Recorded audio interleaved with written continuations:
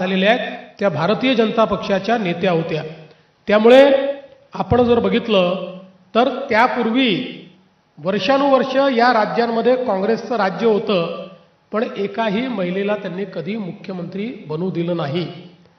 म्हणून आज एक गोष्ट निश्चित आहे की हे जे पक्ष आहेत यांच्याकडे कुठलाही प्रतिवाद नाही। मी तर आज त्यांना ओपन चॅलेंज देतो, ओपन चॅलेंज, की माझ्या स्तरातल्या कुठल्याही त्यांच्या नेत्यांनी माझ्यासोबत महिला विधेयकाच्या संदर्भात ओपन डिबेट करावी। ओपन डिबेट की याच्यामध्ये काय चूक आहे, या पद्धतीत काय चूक आहे, याच्यावर ओपन डिबेट करावी। ते करणार नाहीत, करू शकत नाहीत। केवळ मुजोरी करायची आणि पळून जायचं, हे जे काही यांनी सुरू केलेलं आहे याच्या विरुद्ध देशभरात आणि महाराष्ट्रात आता महिलांचं एकत्रीकरण आम्ही करणार आहोत। आम्ही हे ठरवलंय की अशा पद्धतीनं जर महिलांच्या अधिकाराची भ्रूण हत्या होत असेल तर त्याच्या विरुद्ध लोकशाहीमध्ये जनमताचा रेटा ज्या दिवशी लक्षात येईल की आता महिलांना आपण तोंड दाखवू शकत नाही, महिलांना उत्तर देऊ शकत नाही, त्या दिवशी ही सर्व पक्ष वटणीवर येतील आणि महिला आरक्षण विधेयकाला हे मान्यता देतील।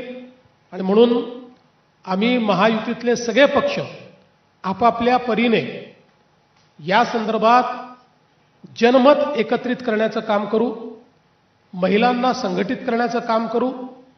महाराष्ट्रातनं 1 कोटी महिलांच्या सह्या या आम्ही गोळा करणार आहोत या बिलाच्या समर्थनार्थ। त्यासोबत तालुका स्तरापर्यंत मोठ्या प्रमाणात जनजागृती करणार आहोत। उद्या भारतीय जनता पक्षाने एक या संदर्भातला मेळावा बोलवलेला आहे, आमच्या मित्रांना देखील आम्ही तिथे निमंत्रित करू। सगळे पक्ष एकत्रितपणे आणि आपापल्या परीनं महिलांमध्ये जनजागृती करून महिला विरोधी चेहरा काँग्रेस, महाराष्ट्रामध्ये काँग्रेस, शरद पवार राष्ट्रवादी आणि उबाठाचा हा जो महिला विरोधी चेहरा आहे, हा चेहरा आम्ही उघडा करू आणि निश्चितपणे एक असा जनमताचा रेटा तयार होईल की मुकाट्याने या सर्वांना महिला आरक्षण विधेयकाला समर्थन द्यावं लागेल। त्या दृष्टीने आजपासनं आमचा निर्धार हा सुरू झालेला आहे आणि तो जोपर्यंत महिलांना आरक्षण मिळत नाही, जोपर्यंत लोकसभा आणि विधानसभेमध्ये महिलांना आरक्षण मिळत नाही, तोपर्यंत आता आम्ही स्वस्थ बसणार नाही।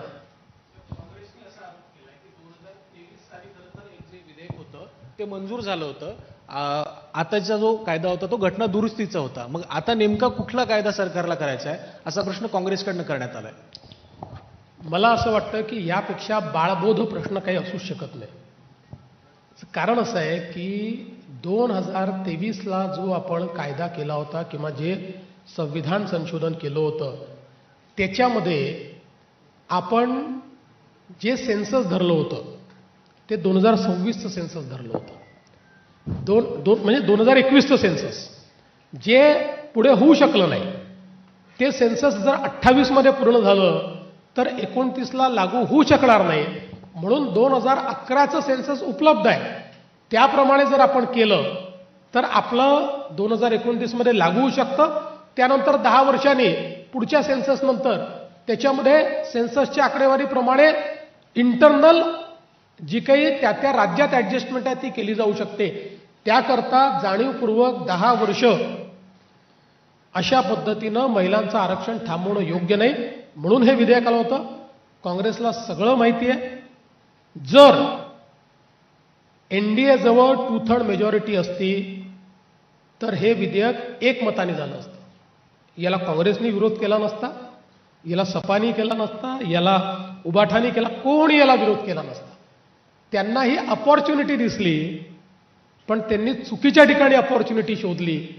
एखाद्या दुसऱ्या प्रश्नावर जर त्यांनी विधेयक पाडलं असतं